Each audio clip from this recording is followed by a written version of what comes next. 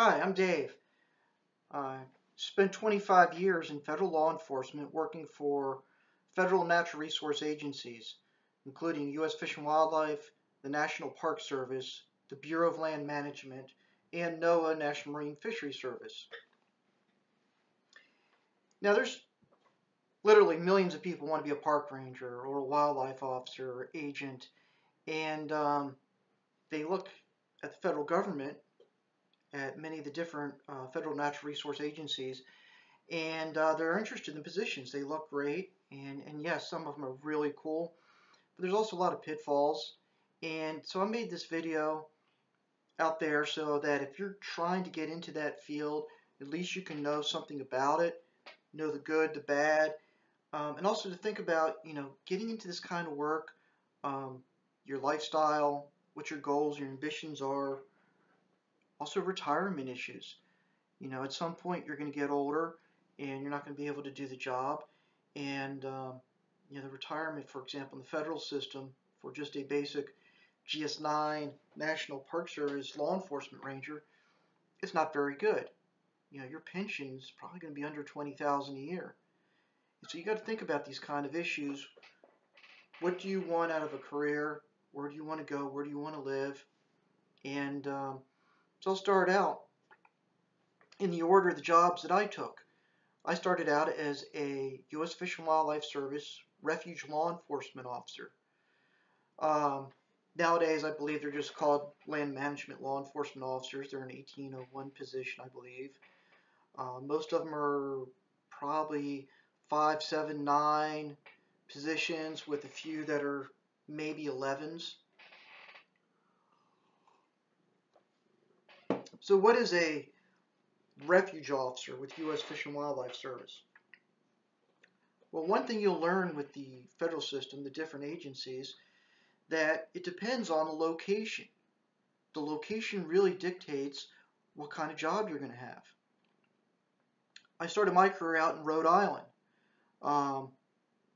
And I was under this assumption when I took the job that it was a seasonal position. I went through a seasonal National Park Service academy where you can choose to be either once you get out of there, become a seasonal National Park Ranger or a seasonal U.S. Fish and Wildlife Officer.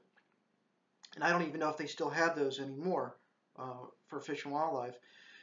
But I went with U.S. Fish and Wildlife, was a refuge officer in Rhode Island and Connecticut, thinking that, the badge has a picture of Fish and Wildlife on it. It says Fish and Wildlife on your badge.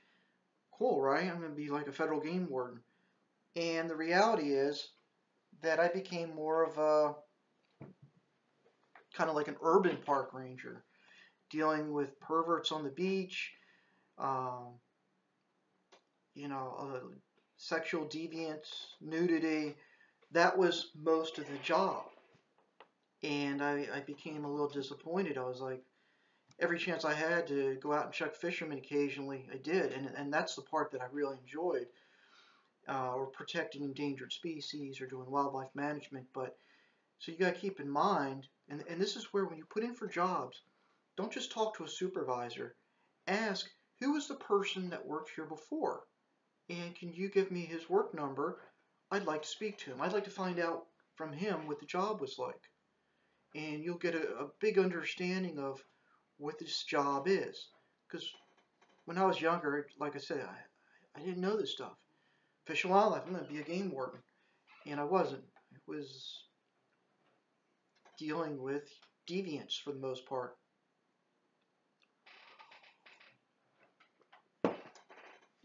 And so I eventually went on to another refuge on the Iowa-Nebraska border, where I did do a lot of fish and wildlife enforcement. But it was kind of quiet there. It got boring. Hunting season was busy. Commercial mushroom hunters would come out there and take morel mushrooms, sometimes illegally in closed areas. But most of the year, nothing ever happened. And that's another thing, is that a lot of these public land agencies are seasonal nature as to when you're busy. You might have the summer months or the fall, and then that's it. Months after months of doing absolutely nothing. So I was seasonal in Rhode Island. I became full-time when I went to Iowa and Nebraska. And the methods back then, it's been a long time ago, over 25 years now, things have changed. Um, but understand that your location as to where you're going is really important. And after that, I wanted to try the National Park Service out. And a friend said, hey, there's an easy job in Wyoming. Get your foot in the door. And so I went to Wyoming, to Fort Laramie National Historic Site, a very small, tiny park. But I loved the history. I loved Western history. Wyoming, I enjoyed it there. But it was kind of remote. That's another thing. You're moving to these remote little towns sometimes, and you're an outsider. You don't have much of a social life. If you're not married, or engaged or have a partner, you're showing up in these dinky little towns scattered throughout rural America.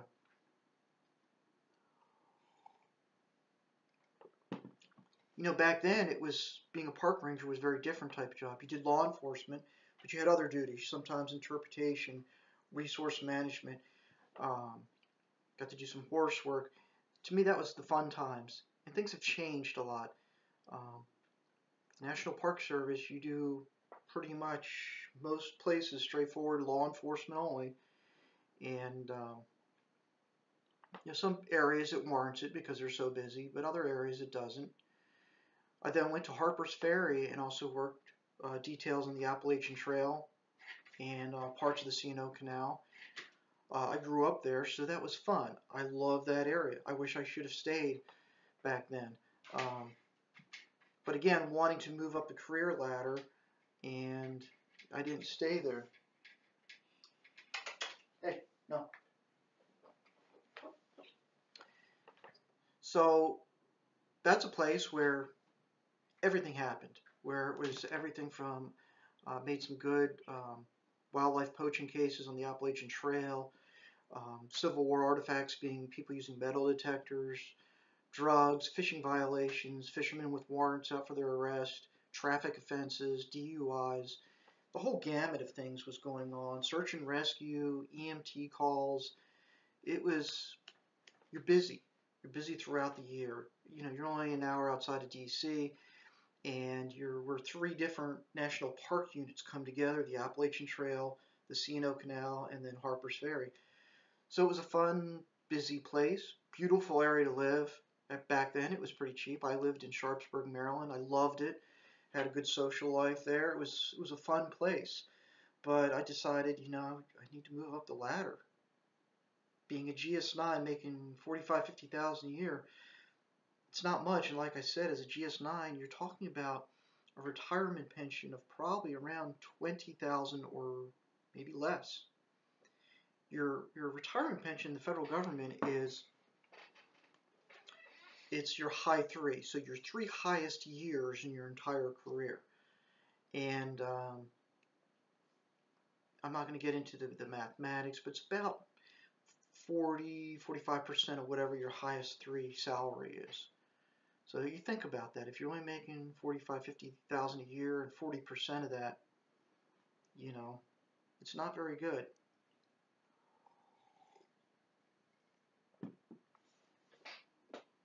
So after that, I wanted to move up the ladder again. But let me first explain something that's really important. All these different federal agencies have different specific authorities, jurisdictions. So U.S. Fish and Wildlife officers that work on national wildlife refuges, you have actually some authority that goes off refuge. Migratory Bird Treaty Act, Lacey Act, Endangered Species Act. It allows you to actually go off refuge. But your Refuge Administration Act, it's pretty good. It gives you broad authority from everything from fish and game enforcement, traffic, some public safety issues, thefts.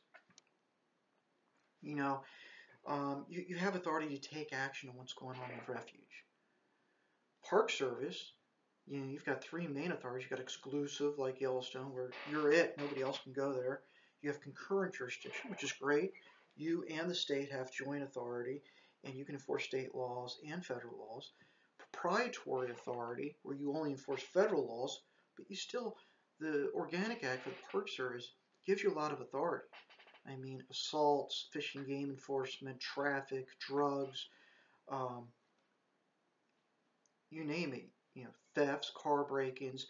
You've got a lot of power as a national park ranger within your jurisdiction, but it's only within your jurisdiction. It doesn't go outside unless, in some cases, and I don't know if they do it anymore, if a sheriff's department deputized you to give you some, along the boundaries or in holding areas maybe, or in the states, if they said, certain states might say, we're going to grant you peace officer authority. When I was at Harper's Ferry, the state of Virginia granted NPS, State Peace Officer Authority. That may have changed, but back then, we had state authority, state police authority, even off Park Service. But it all comes down to what your management tells you you're allowed to do or not do. So just because the state grants it to you doesn't mean you're going to be allowed to be running off park responding to backing up state officers. So you got to be very careful with that.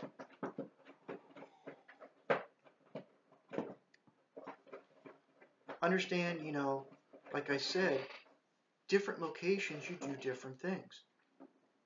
If you're a U.S. Fish and Wildlife Refuge officer in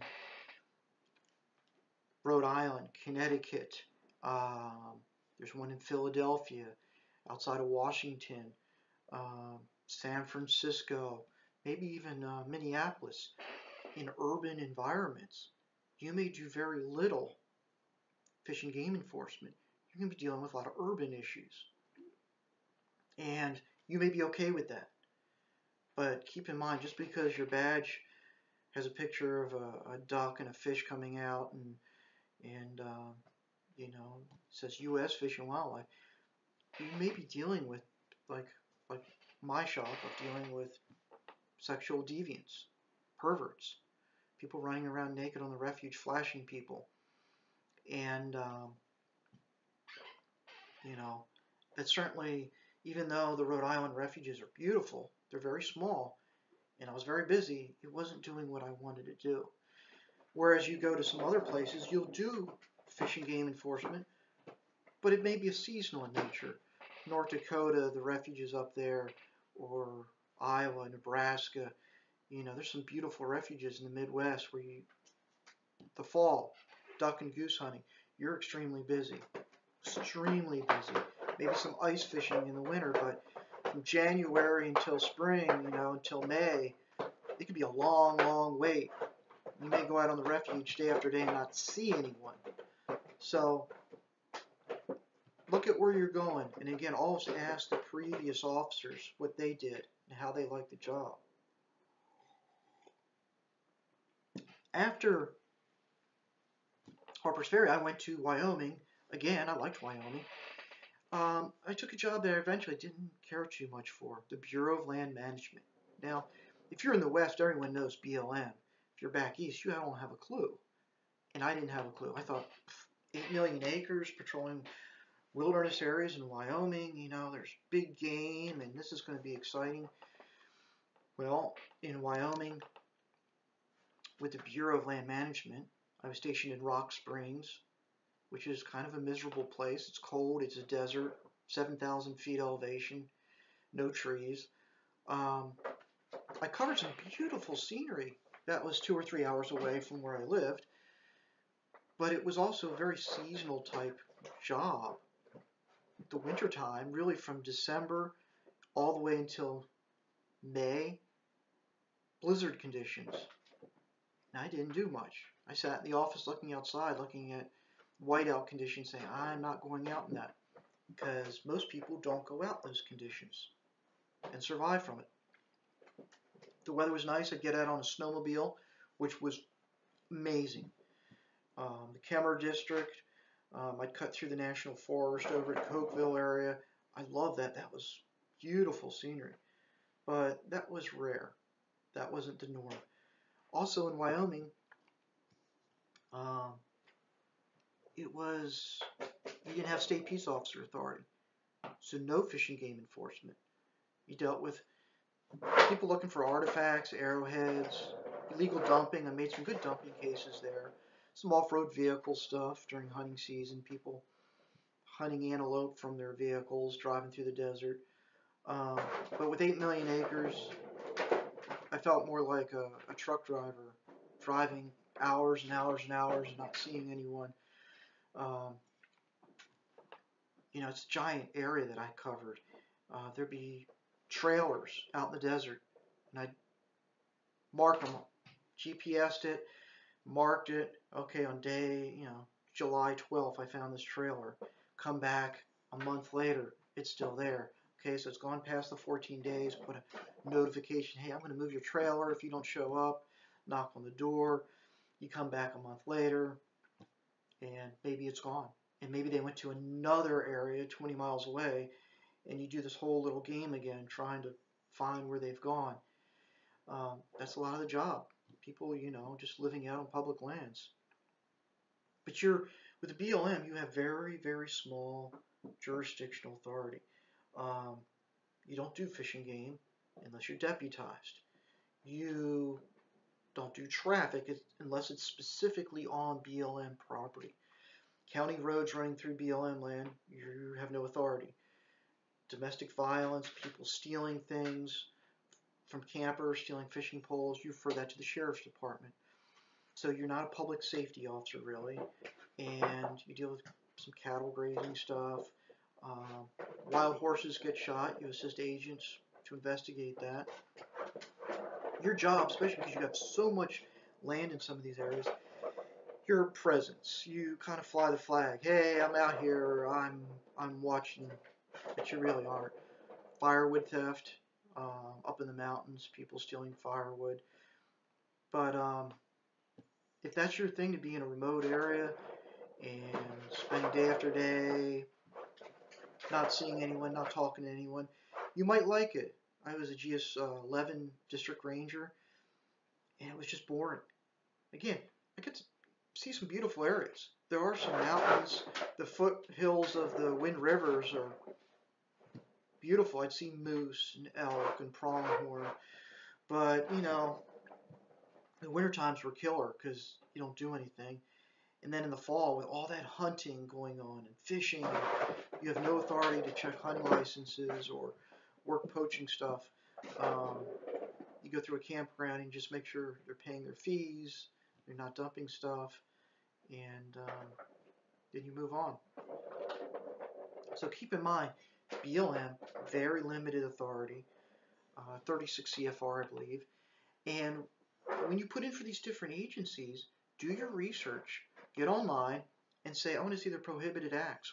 What do they enforce? What are the laws that they can enforce? And then talk to the people that work there and learn about the different locations.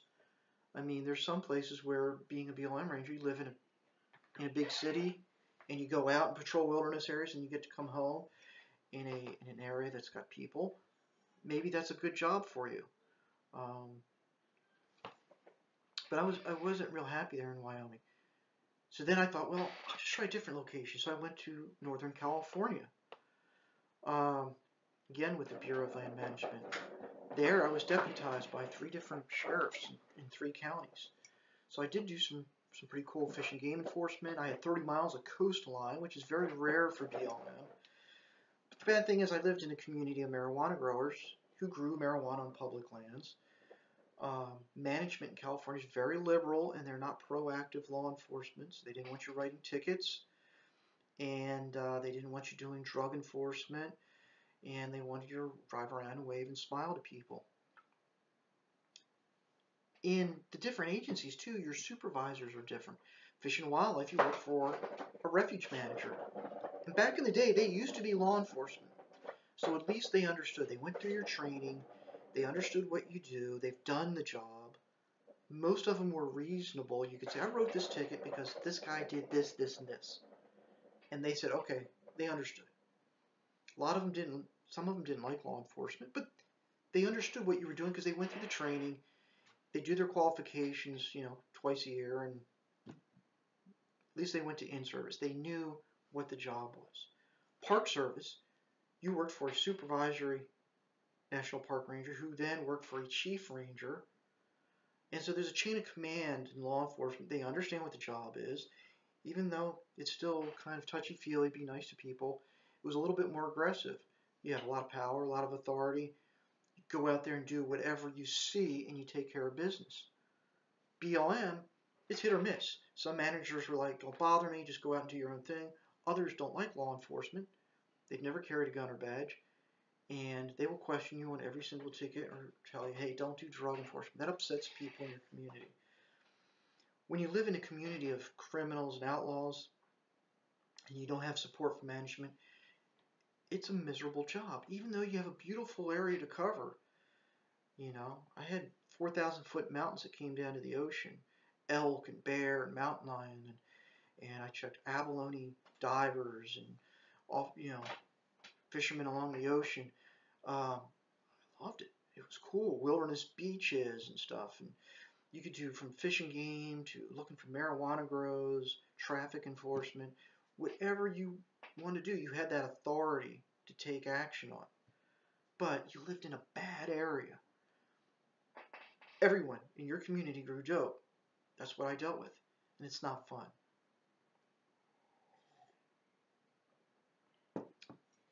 So along the way, I also had a opportunity with Park Service and BLM to work some joint operations with U.S. Forest Service.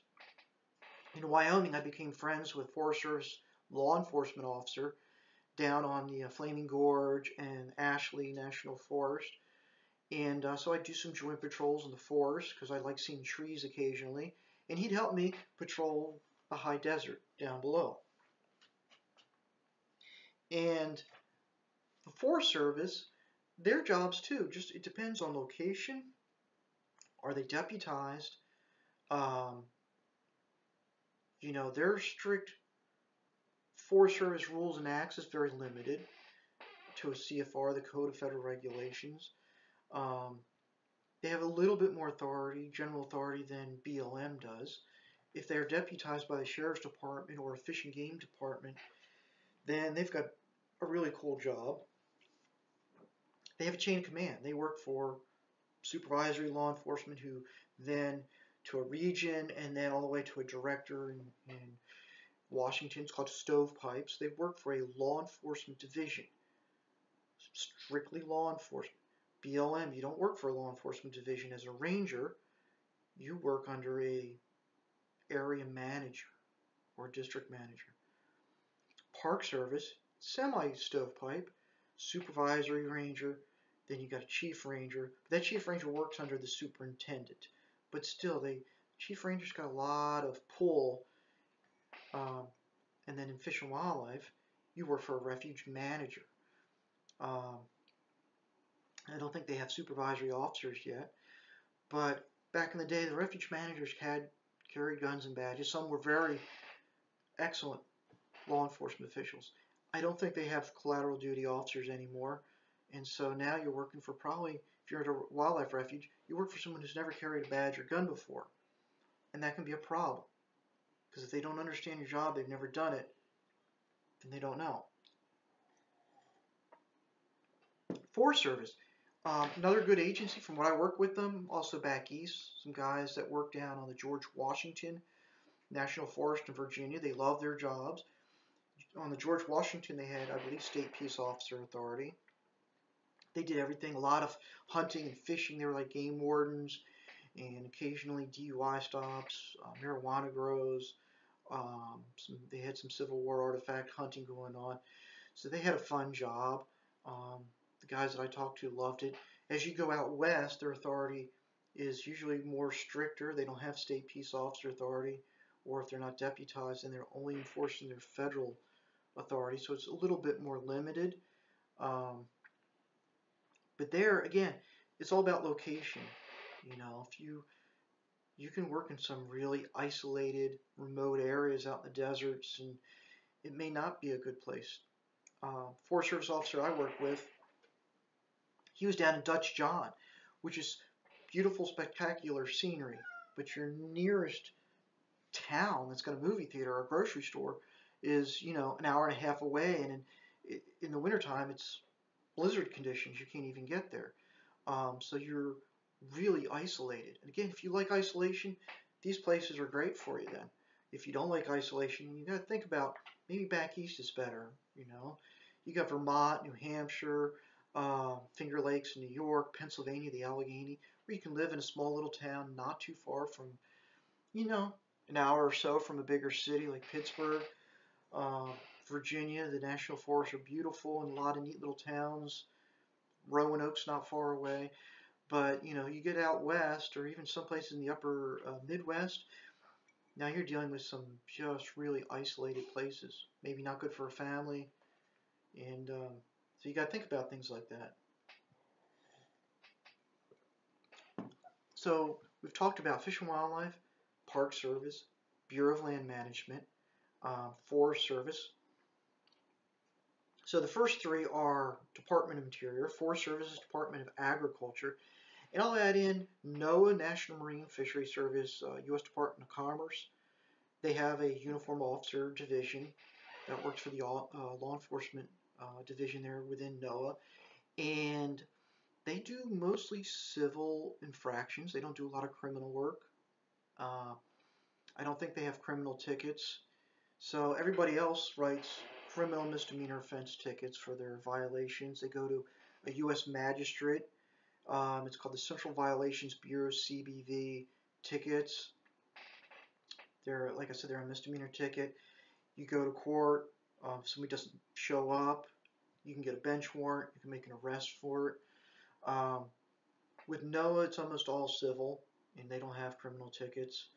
And so it's more, you write them a ticket for fishing violation. You're dealing with commercial fishermen mostly. And,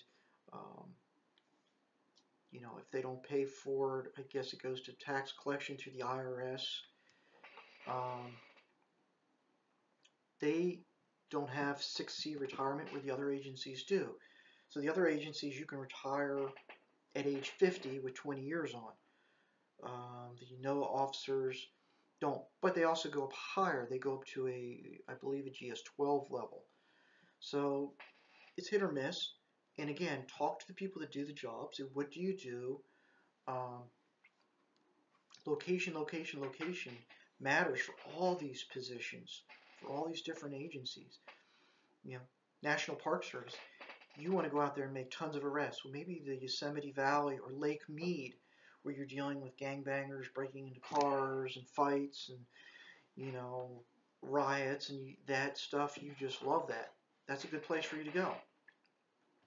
If you're into fish and game enforcement, the Park Service, maybe something like Big South Fork National Recreation Area, or one of the Big Cypress National Recreation Area, or National Preserve, I believe. Some of the national reserves and national recreation areas allow hunting, fishing, and trapping, and so you're doing a lot of game warden work. The seashores, you can deal with people going to the beach and being stupid and getting drunk and perverts. Your big parks, Glacier and Yellowstone, just people doing stupid things, mobs of people, car accidents, search and rescue, EMT work. So you really got to look at what kind of job you want, where do you want to live, do you want to settle down? Sadly, would I tell people that your ultimate goal should be to have an entire career being a field park ranger or uniform officer with one of the other agencies? And the answer is no, just because your retirement's going to be so small, and that makes a huge difference. I eventually became a special agent with NOAA National Marine Fisheries, and I ended my career in Los Angeles working in high-rise building. Okay, was that how I envisioned my career ending? Because I always loved being out in the backcountry and wilderness areas. No, but when you're GS-12, getting another 25% called law enforcement availability pay, and then I had another 27% added on for locality pay that goes into my retirement. That makes sense. A lot of people, want to become agents and go to San Francisco. Even if you have to live in a shoebox there or rent a one bedroom place from someone, if you're single, guess what? You're getting 35%, I believe, 35 or 37% cost of living expense, and that gets added onto your retirement. That's huge. And, as a GS-12, special agent in one of the bigger cities, now you're talking about a retirement pension of maybe $50,000. Now that's a GS-12. You have a thrift savings plan, which is like a 401 federal system that's different. But I'm trying to get you to think in broader terms is, a GS-12, you're not getting a huge pension. You're going to be scraping by unless you get another job. Think about being a park ranger and being, park ranger, especially National Park Service. In some of the remote parks, you're living on the park, so you're not investing in a home and getting equity. So you got to think about things like that. You're going to drag a family to all these different remote areas. I mean, there's some beautiful parks out there. Great Basin. Do you want to live in Great Basin? It's a beautiful park, but you're in the middle of Nevada. So you really have to start thinking about what do you want. In the beginning, when you're in your 20s, you're gung-ho, you're ready to go out there and you really want to get into things. I know that. I experienced that. But keep in mind, an older person's talking to you now. At some point, you're going to be asking yourself, what is my ultimate goal? Where do I want to retire? Do I have a family? Am I single? Does it matter if I have a good retirement or not? Do I want to settle down and have one stable job for my kids so they go to the same school? These are really important things. And get books, get atlases. Start looking at areas that you like, pinpoint them.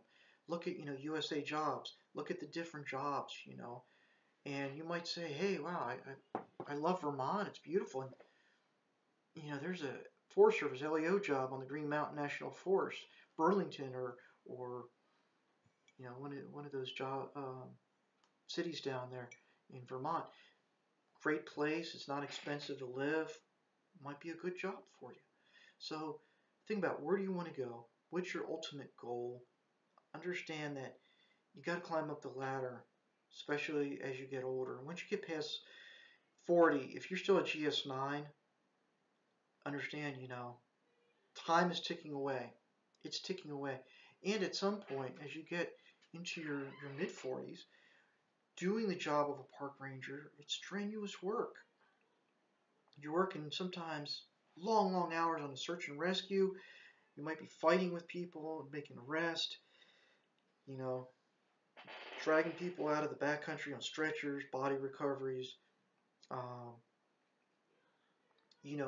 Is this something you want to do into your 50s? Do you want to be 55, 56? Mandatory for federal law enforcement under the federal law enforcement retirement system is 57, I think it is. I retired at 50 with 20 years in. Actually 25 years, but I had 20 covered years. But if you're GS9 and you're working until age 57, do you still want to be doing ranger work? Some people are in amazing shape and they might say, yeah, sure, it's great. But at some point, if you're starting out, write a journal. Think about the goods, the pros, the cons, where you want to go, what you want to do. Do you want to buy a home and settle down and have a normal life? This is really important stuff to ask yourself. Things to think about. Also, your TSP, your thrift savings fund. Put as much money as you can into that. But understand, it's a gamble. It's like rolling the dice. The stock market's good, it climbs. If it drops down. It's like a roller coaster. But still, invest your money because your pension is going to be very, very low. Understand your jurisdictions. What type of job do you want? Do you want to be like a street cop? Do you want to be game warden? Do you want a mixture of everything? And so visit these places, ask questions, find out who the last person who had the job you're putting in for. And best thing is to go there, look at prices of homes in the area, read up and do research on it. You got the internet. I mean, you can go to Street View and look at things. So look at Zillow, whatever the cost of housing. Um, do your research. Just don't be jumping like, oh wow, I've always wanted to work in Idaho. I hear it's beautiful. And you show up and it looks like the moon. Keep in mind that all the areas which you think the West is like, it's not really like that sometimes. Anyway, this is 35 minutes. Thank you for listening. Good luck with your career. Keep in mind too is that federal law enforcement, if you can go to a seasonal academy and become either a seasonal park ranger. I don't know if Fish and Wildlife allows seasonals anymore. But if you get full time, you go to FLETC, the Federal Law Enforcement Training Center down in Glencoe, Georgia.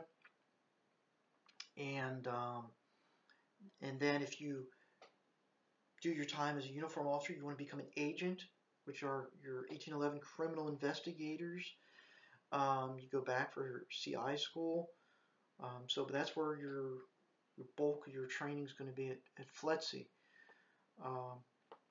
So good luck with these jobs. And again, read up on them. Know the different agencies. Know what their authorities are so you're not kind of blindsided. You know, I felt blindsided when I went to Wyoming and I was like, wow, it's Wyoming. People are hunting all these big game animals and I had zero authority to do fish and game enforcement. And I was like this during hunting season. Okay, I'll go and make sure they're not dumping trash. I'll make sure they're not driving through the desert. I'll make sure they're not picking up arrowheads.